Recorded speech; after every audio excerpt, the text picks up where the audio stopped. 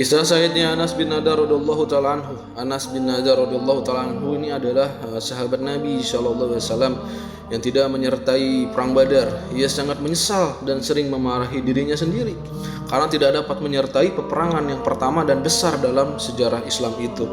Nah, untuk itu ia sangat berharap dapat menebusnya pada pertempuran selanjutnya. Dan ternyata kesempatan itu pun datang pada perang Uhud. Ia turut serta sebagai pejuang yang gagah berani. Pada mulanya, kaum muslimin telah mendapat kemenangan dalam perang tersebut. Namun karena suatu kekhilafan, kaum muslimin menderita kekalahan pada akhir perang. Kekhilafan itu adalah beberapa orang sahabat yang ditugaskan untuk berjaga di suatu tempat melalui sabda Nabi SAW. Jadi Nabi katakan, kalian jangan meninggalkan tempat ini dalam keadaan bagaimana saja, karena musuh dapat menyerang dari sana. Begitulah ucapan Nabi. Pada permulaan perang, kaum muslimin telah memperoleh kemenangan dan kaum kafir melarikan diri.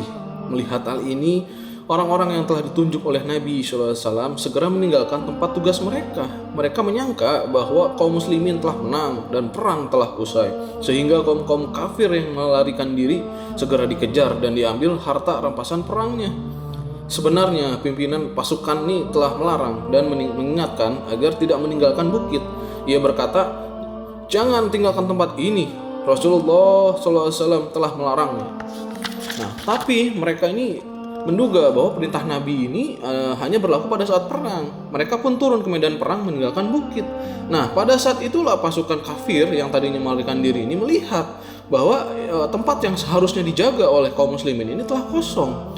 Maka mereka segera kembali dan menyerang kaum muslimin dari segala arah. Hal ini sama sekali tidak terduga oleh kaum muslimin, sehingga mereka kalah dan terjepit dalam kepungan kaum kafir dari dua arah. Kemudian menjadi kacau balau, mereka berhamburan ke sana kemari. Anas radhiyallahu ta'ala anhu melihat sahabat Sa'ad bin Mu'az radhiyallahu ta'ala anhu sedang berjalan.